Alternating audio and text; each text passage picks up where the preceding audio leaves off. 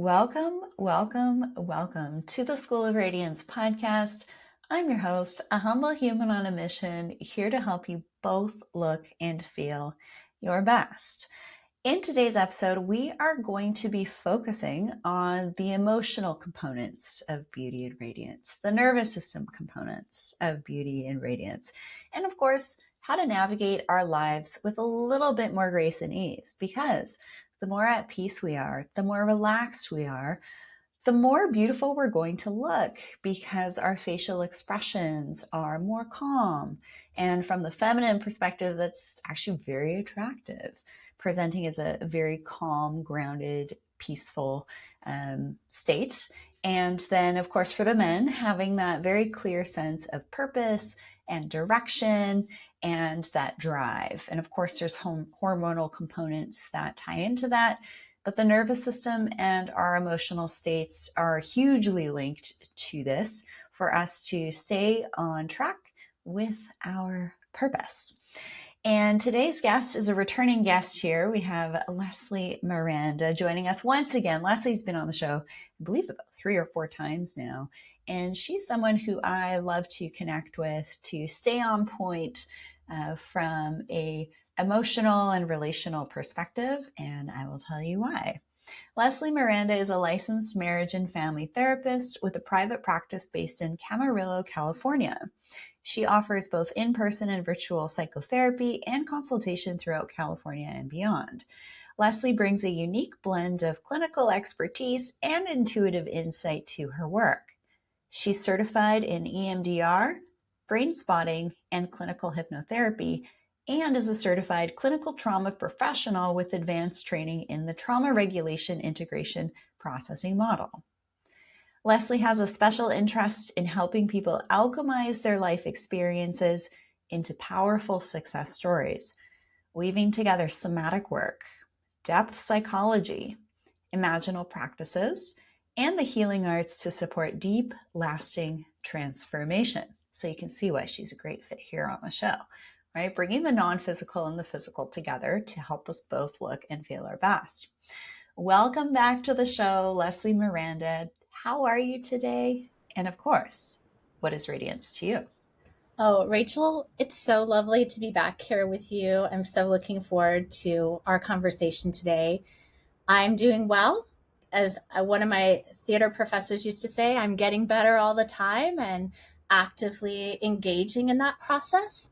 And I would love to talk about what radiance is to me. To me, radiance is a transmission of the vitality of the body and the vitality of the soul.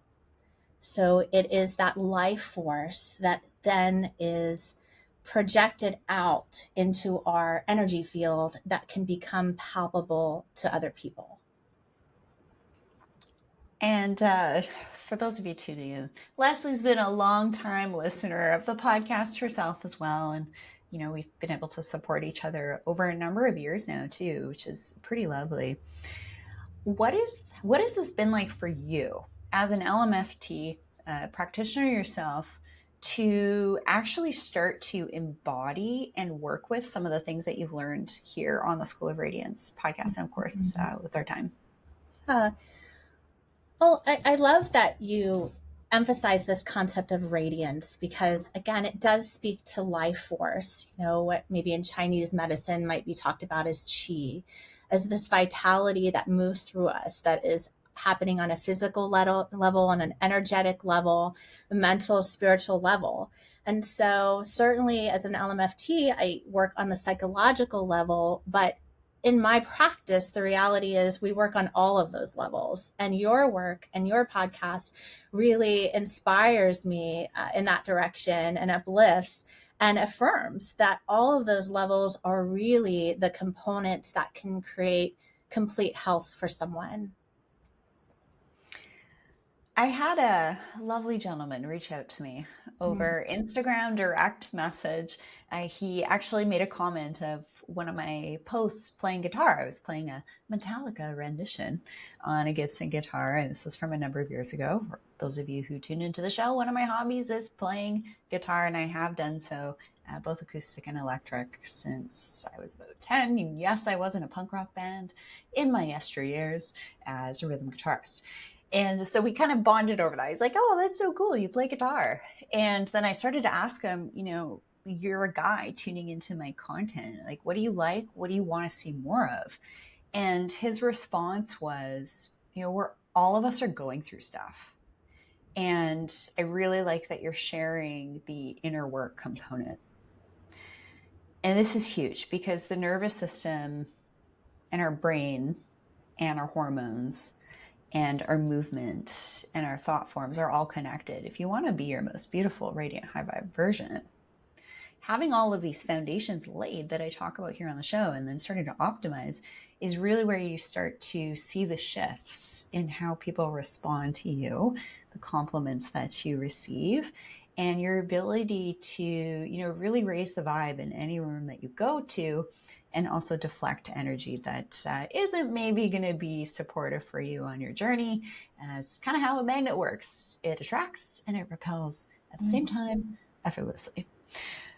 Let's get into this component of all of us are kind of always going through something, right? We all have different things. Even if someone's life looks bright and shiny on their Instagram profile and in their pictures, we're all going through stuff. This is part of the human experience. What advice do you have for someone who is going through a shift to help them keep their nervous system more regulated so they continue to make really good, positive decisions? Mm-hmm. I think it starts with a sense of personal alignment and getting to know oneself and learning about oneself, listening to our feelings, our thoughts, and our dreams. That's a big one for me is listening to what our own unconscious is telling us. I think being real with at least starting with oneself, and hopefully there's trusted people that we can also be real with, that is incredibly supportive and regulating. What about this concept of, sometimes I see people and it's almost like their whole psychology is like fragmented, or their energy around them is fragmented, and I'll be kind to them and, polite, but I won't necessarily engage with them. What do people look like, and what are some of the things that they're doing that actually allow almost like a grounding of their nervous system and their emotional states? Like, what are some practices that you see people who are doing really well and adjusting well through life practices, Mm-hmm. Well, I think life it's transitions rather? yeah. Well, I think ultimately our ability to gear shift, or another way to say it might be our resiliency, because sometimes life does bring up stressful things, as we know, and it's also being able to move out of that and into a different direction. And what I see people doing that are able to do that successfully is they might be meditating. They might have some type of hobby that's grounding, like gardening, or as you mentioned, playing guitar or singing or writing, but they're finding ways in which their nervous system can switch back into a rest and relaxation mode. Maybe it's prayer or reading or listening to music, but it's finding a way where we can get into that receptive mode, rest and relax mode, and in a place where we're really, again, coming back to ourselves and recharging our batteries. And this concept of somatic, right? When something happens or a topic comes up, we'll either feel tense somewhere or we'll feel relaxed. Can you tell us a little bit about what's going on there? Because the more relaxed we are, the more relaxed our face is going to be too. And the Yes. more likelihood we're going to be able to kind of shine bright, even though we're going through hard times. I like to think of it as like red light, green light, yellow light, and that we are oftentimes our bodies are giving us constant indications of whether we're at a green light. Is the situation good? Is this person good? Does it feel good? Sometimes it's like, okay, proceed with caution. And sometimes it's like, stop. And the more that we can learn to listen to ourselves, connect with ourselves, and learn our own signals for those different lights, the better that we are. And as you said, oftentimes it happens in the body. Our body is telling us. So walking into a room, and if someone feels a little bit of a clench in their stomach, we don't have to react to that and go, oh, that's either good or bad, but checking in. What's coming up for me? What's happening here? Do I need something to support myself, or do I need to do like a protective bubble energy for myself? Whatever it might be, actually taking the time to listen to the body's signals. Something that's really helped me is being quiet enough sometimes Mm-hmm. to feel what my body's trying to tell me in, say, a given situation. And I'll never forget this. It was not too long ago. I just felt like this tension, something just wasn't quite right. And it was actually a very specific response. And what's funny is my body knew something wasn't where it should be Mm-hmm. before my mind did. Tell us a little bit about the power and the wisdom with tuning into what our physical form is trying to tell us, because why does this happen? Our mind and our thoughts tries to put logic on something and put a reason on something, but sometimes the body just knows first. And this is really powerful because I think it can help us make better decisions in our Mm-hmm. lives. It's really powerful. Well, our egos, even just our frontal lobes, have a job to do. We've got to maneuver from one place to another. We got to make sure we get to a place on time, that we show up for our appointments, that we, pay our taxes, etc. So it's doing its job. And sometimes we will have to kind of forfeit whatever's happening in the body in lieu of showing up on time, doing what we need to do. And so we might have been in a habit or pattern of kind of cutting off those signals from the body. And yet the body knows, and bless our bodies, they hold so much. And it will oftentimes just kind of keep containing, piling it on, trying to tell us, and maybe trying to knock on the door, and maybe we're not able to listen, but it's trying to let us know. And so your point about being still enough and devoting time to hear what the body is saying, what is it saying, what is it communicating, listening, checking in, and realizing we have this powerful generator of information and wisdom in our bodies. So I think sometimes there's a contrast between what the world is asking of us and what we need to do to just show up, and what our bodies are telling us. And taking the time is what's going to bridge the two, because when we can actually listen to what the body is saying, we bring that richness with us back into our professional lives, back into the activities that actually can fuel us and charge us. But it is about taking the time and really listening.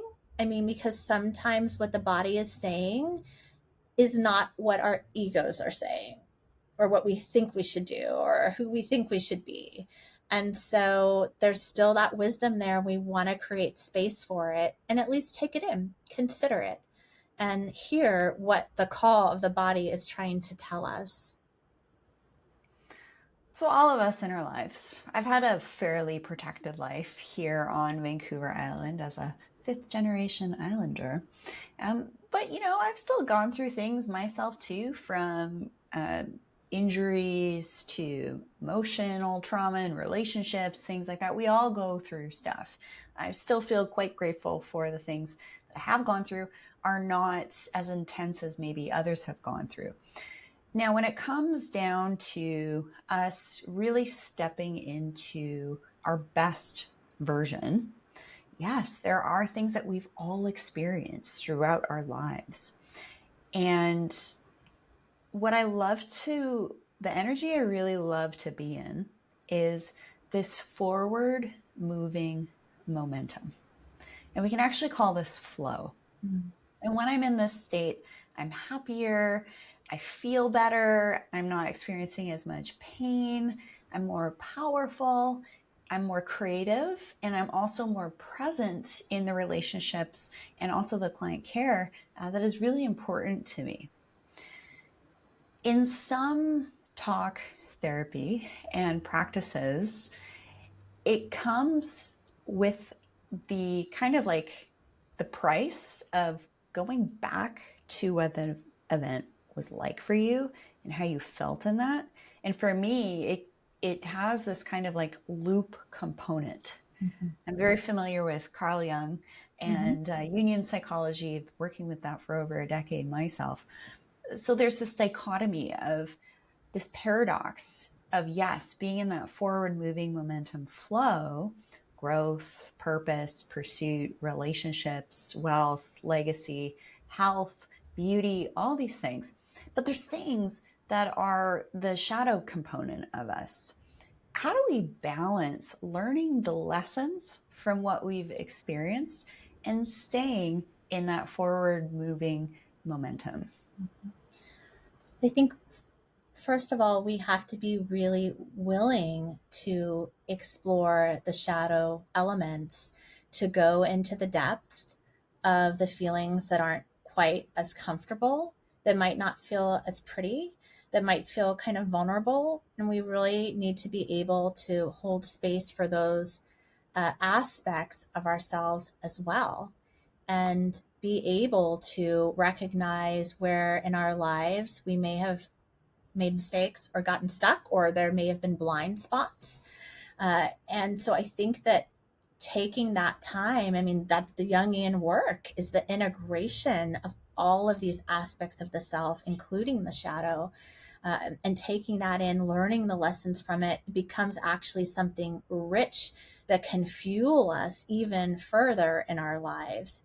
So I think the real honesty is really crucial. And that may happen in different ways. It may happen in a therapist's office. It may happen in doing journaling. It may happen with friends, but really, again, it's that checking in with oneself and taking an honest look and assessment of what's happening here. What do I feel? Where have things been working so well? And where may there be opportunities for growth? And for me personally, with doing this work for, a long time over the years, I realize now that when I do a degree of shadow work, I need time afterwards to process, to maybe lay flat on my bed in a dark room Mm-hmm. and close my eyes and almost like this, okay, shining lots of light. I shed some light on some shadow stuff, and you need this time to calibrate and process. And I think a lot of times people, they just kind of brush it under the rug, or they go into sort of numbing activities, whether that's drugs or alcohol or binge watching a show, and they're not actually taking the time to be quiet, to hear themselves think.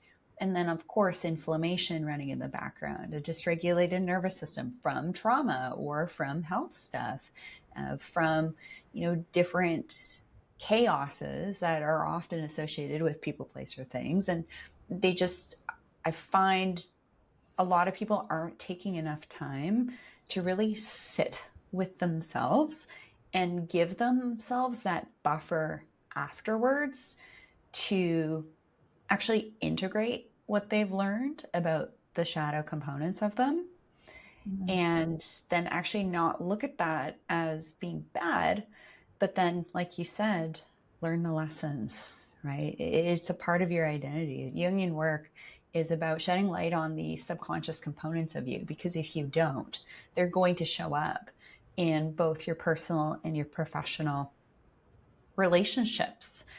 So what would you consider this moment, say after doing some deep emotional psychological work, of this calibration or recalibration? What's happening there?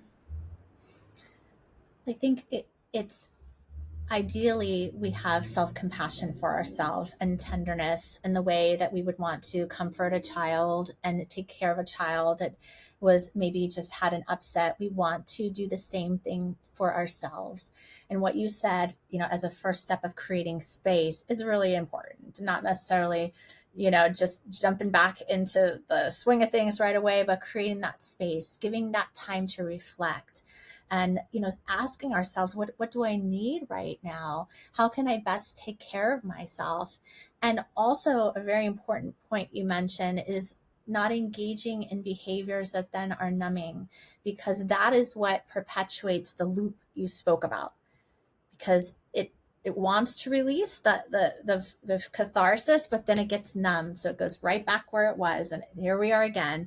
And that can be very counterproductive. So having the space to feel, and then finding ways that are self-soothing. I know you've mentioned humming, which is also initiates nasal breathing, which is very important for self-soothing. Listening to lovely music, going for a walk, doing some journaling. And sometimes there's a free form writing exercise where you don't reread it, but you just let it go. That can be really powerful. Just sitting and feeling, learning to do that and listen what's happening in the body. So being tender, taking care, reaching out to trusted resources, all of that can be really helpful in just supporting oneself in that recalibration of the nervous system. I feel for so many women that are, pre-perimenopausal, perimenopausal, menopausal, postmenopausal, all these transitions, but also guys too. They have to overcome obstacles. They don't have the same transitions that women have. But actually, there's a lot of beauty in the struggle. There's actually a lot of beauty in things that happen to us. Maybe that wasn't by choice, like me getting hit in 2 car crashes. Like, I didn't ask for this. I didn't ask for this pain and all this stuff. But you have to make a decision to say yes to yourself. You're worth it. Continue with your self-care practices, all the biohacking stuff that I talk about, nourishing your body appropriately, getting outside and grounding. I love humming because it helps to tone the vagus nerve. Doing cold plunges is also fantastic. So when something happens, you don't go into that fight or flight response like through cold exposure. You can actually keep yourself more composed. So I like cold exposure for helping you keep yourself composed, so you're less likely to get frantic and rattled in a stressful situation. You can stay grounded and calm and clear and concise, more in that noradrenaline, eyes on the prize. How do we solve this problem that just arose, right? And then the other thing I like to do for myself is exercise. And I think a lot of people really struggle with this in their lives. They finish their workday and they say to themselves, I'm really tired. I just want to take a nap. I used to do that. And then I said, enough is enough. I'm going to start integrating getting to the gym after my workday.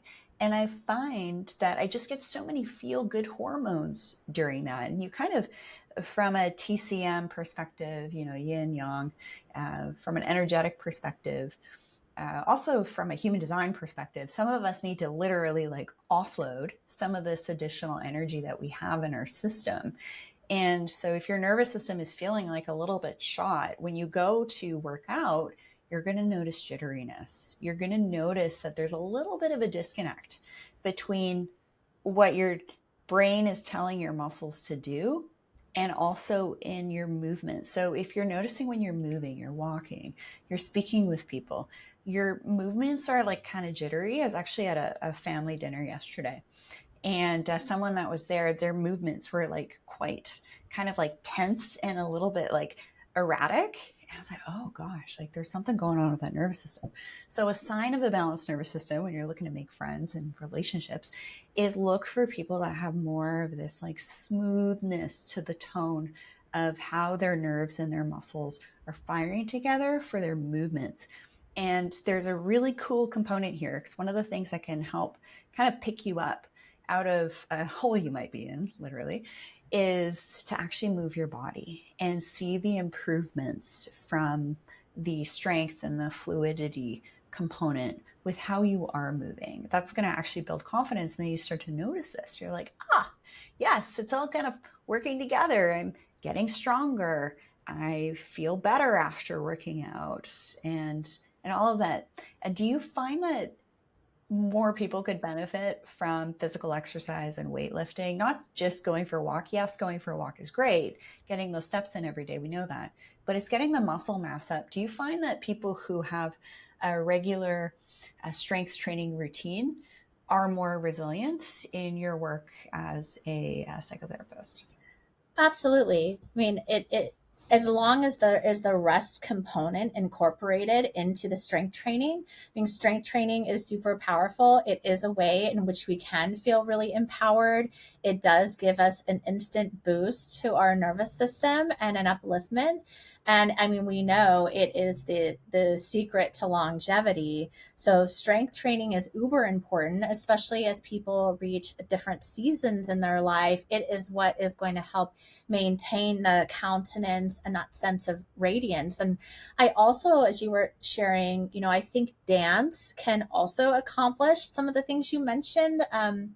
When you talked about, someone maybe not being fluid in their movements, I think that dance can really help. And I have, studied various kinds of dance, and sometimes there's shimmying involved, or, things like that, that actually kind of move things out of the body and move the stress and tension. So definitely, strength training is fundamental, but there are also additional kinds of movement that can really uplift the system, help create a positive state, and maybe even move some of the stuff out of the body that has been a little stuck. Yeah, and in the membership, because the group of ladies and also their partners and men in there too, because the concepts of laying the foundation and optimizing various systems really applies to both of us, right? And one of the things I share in there is when you're looking to make friends or form relationships, look how people move. What are their eyes doing? How are they? What is their walk like? Do they have a strong, confident walk for the men? And then for the lady, is there this like fluidity? Is there this like flow in the way that they move? Those are green flags.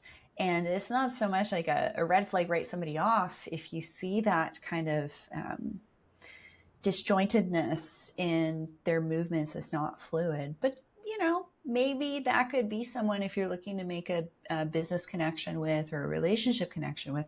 There's some things that actually are under the surface that need to get worked on. And a lot of us here listening to the show are, relatively empathic and intuitive, and we're on this journey of personal development. How can we become our best version? And it's almost like you have to hack this feeling of being still and soft and calm comes from having awareness of what you are doing all the time. Mm. So it's moving away from that autopilot to that more embodied, very self-aware concept of yourself. Based on kind of what I've shared there, what kind of terms would you put from a psychotherapy perspective on how helpful that is? And also, what are some of the things that I'm doing my best to explain here that I might not have the technical words for? Well, I mean, I think the word presence is what comes to mind as you shared, and congruence, which means that we are aligned with what we're feeling and who we say we are. That's very important, no matter what we're feeling. So if we're feeling vulnerable, if we're feeling sad, we want to be connected with that and aware. In fact, some people have posited that charisma itself is based on public self-acceptance, so sort of a vulnerability where we're not posturing. Who we are is what we're putting out there in the world. So I think that level of presence is very important, and congruence. Some would say that also, like in leadership, that being able to have that congruence is what helps to lead other people, and that we're not superimposing something onto others. We're leading by example, and we're sharing our lives and our stories, and that's giving way and making room for other people to feel comfortable doing so. So I think, again, coming back to the honesty with oneself and the willingness to engage on that level and talk about it, I think that is part of presence, and that reads in our energy field and what we're putting forward and how we're being perceived. There was the show a few years back, The Dog Whisperer, where the Cesar Millan would talk about a calm, assertive leader, and that's what was going to project to the pack, that everything was okay. So it's really powerful. And how do we get there? It's through that sense of alignment with ourselves and learning our own imprint, our own special fingerprint that is our energetic fingerprint. And we don't want to push against that. We want to work with it, get to know ourselves, strengthen it, and grow it. And that's what is actually going to settle the nervous systems of other people as well. That congruence is going to settle everyone. So what we do is powerful, and it radiates, and it has a ripple effect.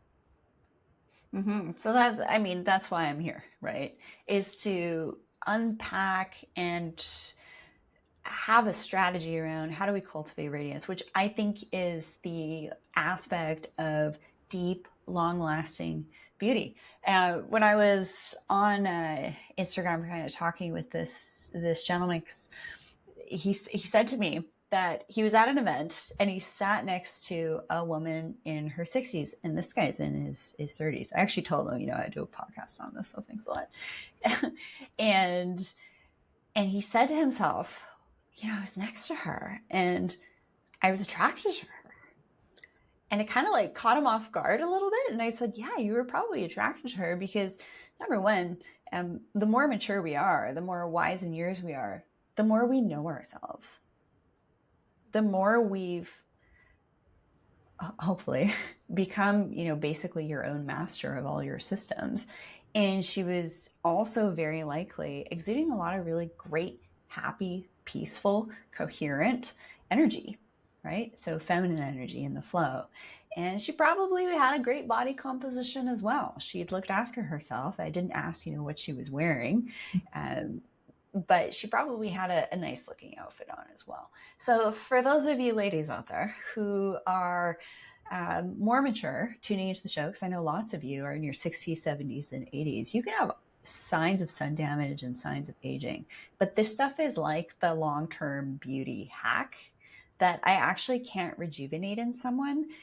They're layers that you have to learn to actually put attention on so that you can hone it and play with it and optimize it so that when you show up, you are attractive, you are magnetic, you can have deeper connections with people that are resonating with you. You mentioned something about, sometimes when we're in a vulnerable state.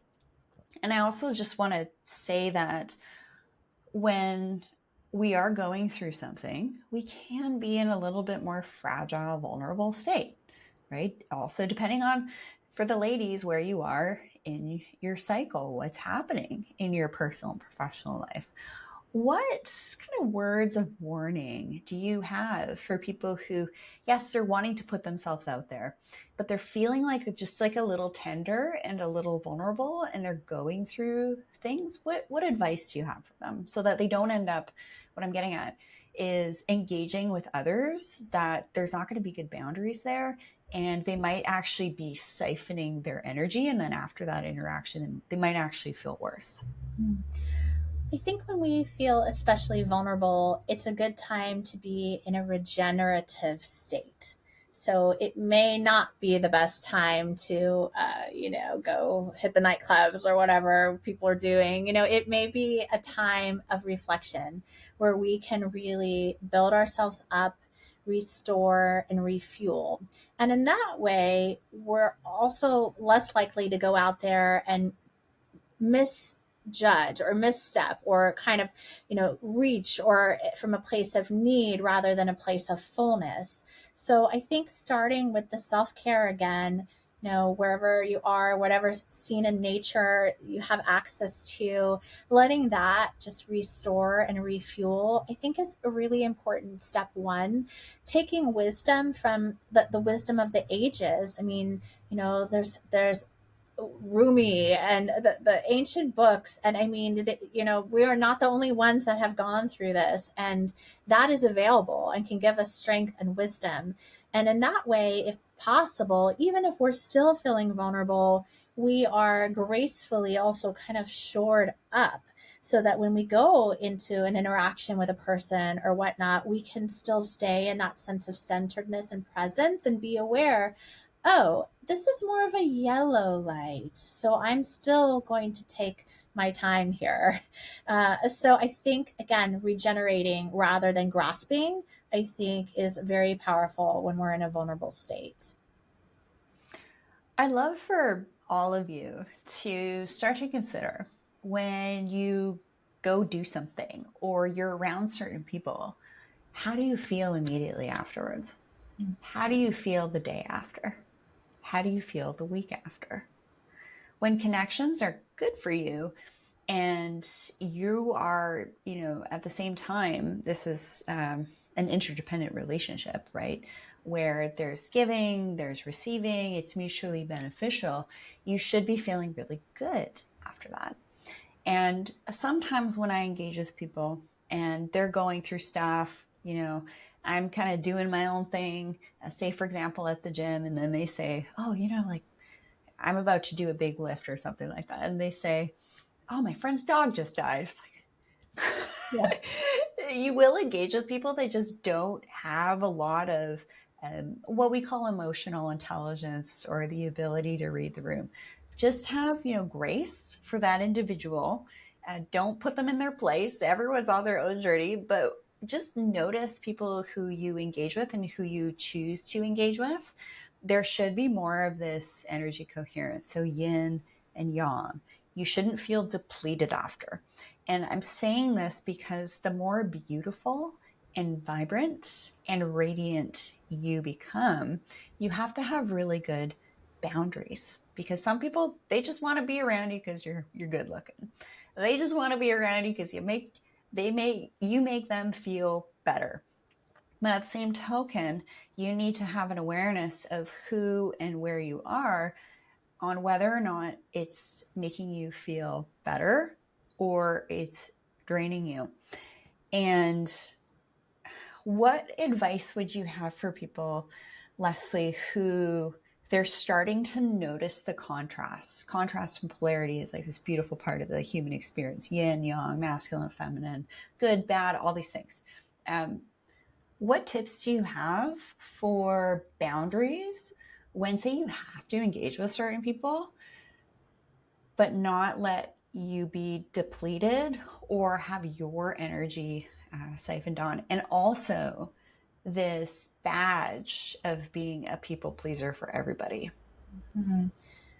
Well, there was a movie a while back, Meet the Parents, and Robert De Niro's character talks about the inner circle, and who's in the inner circle. And I think about that concept and that we don't have to let everybody into our inner circle, even if you think maybe they should be, or you've known them for a long time, or they seem nice. I mean, so some people are going to be the tried and true people that are going to be in that inner circle. And then there's going to be layers outside of it. And we want to meet those different layers accordingly, right? So the tried and true, we know it's reciprocal. We can give and receive. And then there are some people that are maybe pleasant to be around, or you can be social, but to a point. And so I think people can get challenged when they kind of let it just, it's all in the inner circle, and then they get hurt and they're not really looking at the boundaries and the feedback that they're getting back from someone. So that would be the first thing I'd say, is just be very mindful of, as you said, how do you feel around someone, and kind of put them in one of those circles accordingly. And some people may be on the very outskirts and we love them from afar. But, I'd say just be very aware of who really deserves that space in our lives. This concept of, because I know you're big into energy, and so am I, from like very scientific grounded approach. And also I've been following the work of Dr. Terence Palmer, the late Dr. Terence Palmer. He was a leader or thought leader, especially in the UK, bridging the world of science and spirituality together. So we know that we have an aura. We know that we have this human biofield, which we can quantify with technology that gives us a read. And we also know that the better our systems are functioning, everything's going to be working in unison or in harmony, if you will. And I would say this is what's going to give people that more magnetic, more coherent energy. So when you engage with someone else, that it feels light, it feels positive, it feels motivating, it feels inspirational, it feels happy, it feels joyful, it feels fun. Those are relationships and connections to lean into. While also, if someone is a little too charismatic, you want to be aware of that stuff too, but feel how you feel around other people. And then on the flip side, when you say have to engage with people, that there's a little bit more of like this erraticness or this fragmentation of their energy. It's just like they're pretty scattered, just with what they say, random things in certain situations. Doesn't quite like, why are you saying that your friend's dog died when I'm about to do RDL? Just like it doesn't work, right? I find that having like an in and out approach is really helpful. So, being kind, being present, but then it's like, okay, great to see you. I'm going to go do this now. Great to see you. I have something else to do, but it was, lovely to engage and just kind of like gently create that boundary. Just get really good at feeling how you feel in people, place, things kind of situations, because I find that people that kind of wear that people pleasing badge, they end up allowing a lot of other people's chaos in their lives and don't have the best boundaries and don't have the best relationships because there's too much like external noise. So as a licensed marriage and family therapist, LMFT, what do you find both partners need to have that attraction, but also have that like boundary around what they have so that they're supporting one another? It's kind of like a very broad question, but just unpack some things I said. Yeah, well, I think that we're not really taught to be aware of our own needs in the context of relationship. We're not taught to listen to our bodies. We're not taught to go, okay, what is the need here that I'm trying to express? I think a lot of times with people pleasing, a person is actually has their own need that they're trying to fulfill by excess giving to another person, by flattering. They're actually wanting something from that, but they're not aware of, oh, my need here is this. I'm looking for this. So again, having that self-awareness can be really powerful. And then having a receptivity to the other person and what their needs are and really hearing it. And this is where I think couples struggle, is sometimes the resistance comes up. One person saying, well, here's my need. And the other person gets the wall up and then they're not hearing it. They get defensive. So learning to just hear and even just repeat back, okay, you have a need for closeness, or you have a need for space, or you have a need to be understood right now. It sounds so simple in that it's not, it's not flowery language. We're just really trying to hone in and identify and repeat back. But it's very powerful because, to your point, when what you said earlier about that sense of connection and when we feel inspired, I mean, that comes from mirror neurons. That comes from understanding. That comes from shared connections. So when we can identify our needs and express them, there's a vulnerability in that. And when that's heard by someone, it's so super powerful. And then when we can do the same, we are much more likely to feel that sense of connection with another person or a partner. I love that. Let's shift gears here a little bit. So there's always lots of stuff happening in the world. I mean, you go to the news, you go to your social media, there's world events, and then there's also the personal and professional stuff that we have going on in our lives. What is your advice for how we can stand in our own free, sovereign, joyful energy, which is a mantra I love to repeat? I'm free, I'm sovereign, I'm joyful. How can we stand in our own energy field in the midst of things happening in the world and also in the midst of things happening in the lives of those who we love the most? I think we need to be sovereign over the information that gets put in our heads. and when we consume information about what's going on in the world. And when it comes up on our devices, we have to determine whether we want to see something first thing in the morning or last thing at night. We have to determine, is that really helpful? Can it wait? Can we have a dead? And I'm not saying do not be socially informed or anything like that. I'm just saying we have to take charge of our energy fields and what gets put in there, because otherwise it's going to be other people's agendas and the media's agenda and whatever the news might be. And there may be a time and a place to consume that, but we have to be mindful of our energy field so that we actually really can be thoughtfully informed and not just reacting. So that's the first thing I would say is, have our devices set up so that whatever we view, like maybe we see like a flower first thing or something like that, that it's positive, that it uplifts us, that it strengthens our spirit. I know you and I have talked about like the hypnosis in certain advertising and beauty consumerism. That's what it is. If we're in a vulnerable state, we consume something that's kind of upsetting. They've got us. They got it into our minds. No, no, no. We want to be in charge, be sovereign, as you said, and let whatever comes to us be something that we choose to.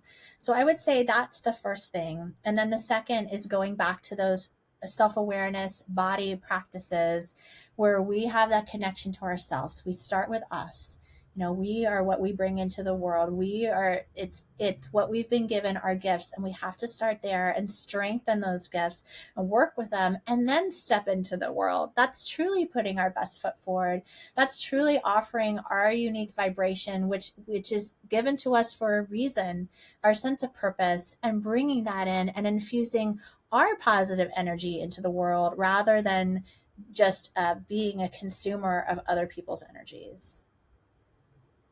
Don't be a mop, be a light bulb.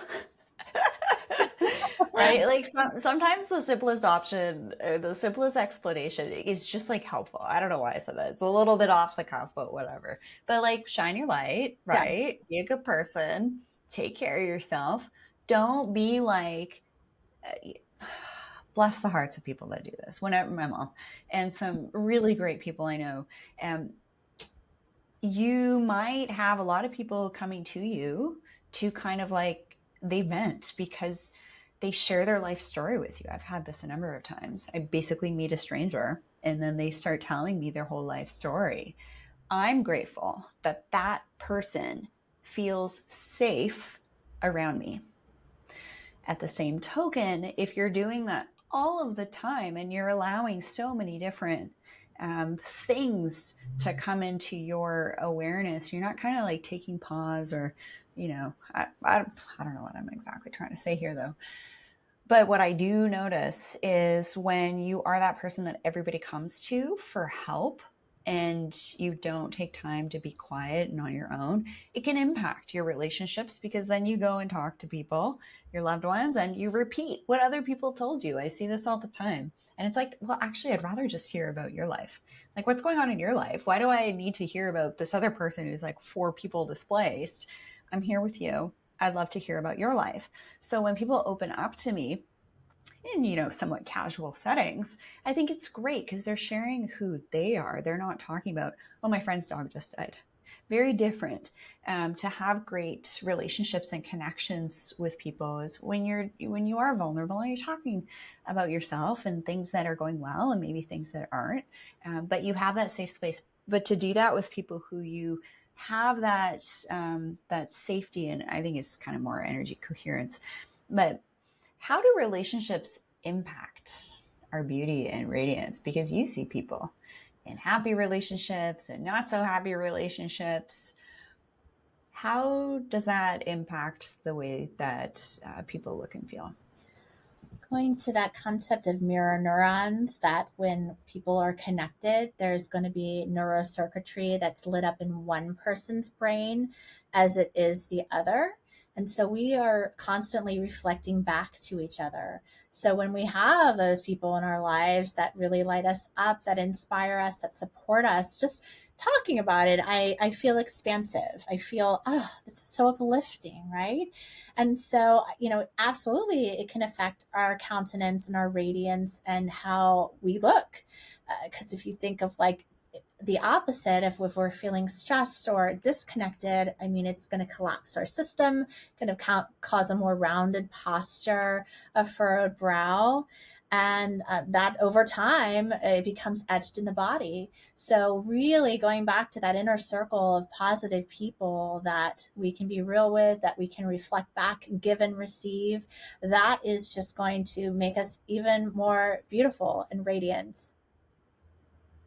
Yeah, it's like this calmness, it's this safety that we have when we're in connection with, good friends or people we're in a relationship with in whatever capacity. You should feel good and you should look I would say even better. There's one lady who I've supported here for a number of times, a number of years as a one-on-one client. She's been in tutorials. Meredith, she says to me, I listen to your show when I'm drifting off to sleep. And she shared with me once that she was dating somebody and she would go to his house and he had a couple of dogs and she's pretty sure that there was mold in the home. And then when she would come home, she would look at herself in the mirror and just like, she felt like she just like lost life force. She wasn't more attractive. She felt like she was less attractive. So in my observation with this somewhat abstract topic, a very deep topic of radiance, as opposed to superficial beauty, you should actually be more beautiful when energy that you're around is supportive and uplifting and more coherent and not so fragmented or also literally toxic from that very physical environmental toxin, say, of mold. So your environments that you're around, the people you're around, they all really matter. And so to tune into your body. Any final words, Leslie? Well, this has just been a lovely discussion, and I appreciate what you're doing on your podcast. And I just, encourage us all to explore that level of presence within ourselves and develop our sense of connection with ourselves and others, and just continue with the radiance practices. Absolutely. I was asked in an interview, Rachel, if you had a magic wand and everybody could do this, what would it be? And I paused. And I said, find your purpose. Mm-hmm. Sounds a little easier than it is. But the more space you have to be quiet and be peaceful and be calm, you're going to start to tune in with what makes you feel better and maybe what doesn't. So lean into the things that make you feel better, and that beauty and radiance and health and vitality, presence and opportunity should kind of flow at you with a little bit more grace and ease. That forward moving momentum is what I love to encourage, and not to stay stuck, right? And Leslie, how can people find you and connect with you for you to support them as well? My website, Leslie Miranda, lmft.com. I'm on LinkedIn or Instagram, leslie.e.s.miranda. And I love how you're showing up online, by the way, in videos and speaking about things. Like, I follow you as well and love what you're doing. So everybody check out Leslie in the show notes of this episode. And closing word here, closing sentiment. We're all just doing the best we can, right? Have a little grace for yourself and also grace for others too. And just keep leaning into those relationships that really give you a lot of satisfaction, and still be of service and still be a helper, still be an ear. But one thing here, especially because we're talking about like emotions and relationships and psychology in this show here, is to help maintain your energy and not overgive.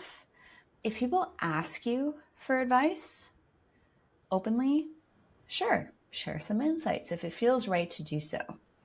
But don't give advice if it's not being asked for, as almost like a way for you to protect your own life force, right? If you're trying to like, someone comes to you and they just go straight to, you go straight into problem solving, that's going to kind of drain you, when really that person might just need someone to attune to them and hold space for them. And I love that. If, say, I'm going through something and someone who I'm around is highly emotionally intelligent, that's what they'll do. They'll attune to me, they'll hold space, they'll kind of mirror my tone and my pace and like kind of adapt to hold space for me and not go straight into problem solving as well. So that can also just be a little tip as we move through life and connect with others to help not drain this beautiful radiance that you're learning to cultivate. And of course, for further insights into the different concepts to amplify your radiance to be your most beautiful version, head on over to theschoolofradiance.com. The membership is the place to be, where I get into a lot of these deeper components, having studied a number of people since 2011, and then giving you the framework of what to adjust and put attention on and shed light on, and then how to embody being a beautiful, high vibe, radiant man or woman, right? This is it's really fun once you embody this radiance, because it's very powerful, right? Kings and queens, they rule a kingdom, but they got to know how to do it, and they got to look after themselves in the same way. I love you all so much. Thanks so much for joining us here on the School of Radiance podcast. Be sure to share this episode, like, subscribe, leave a review. Would love to hear from you. And of course, check out the show notes. And we'll see you again right here on the School of Radiance podcast.